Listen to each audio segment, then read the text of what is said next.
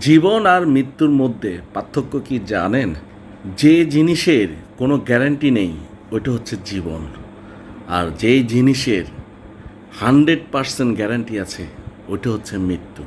মানে হচ্ছে প্রত্যেকটা মানুষের মৃত্যুর স্বাদ গ্রহণ করতে হবে।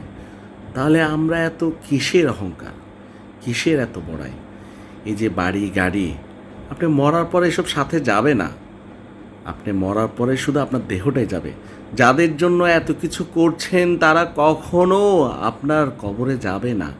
একবেলা গিয়ে কবরটা গিয়ে শুধু তারা মুনাজাত করে আসবে, আর কিছুই না। এরপরে কয়েকদিন যাওয়ার পরে তারা তাদের জীবন নিয়ে ব্যস্ত হয়ে যাবে।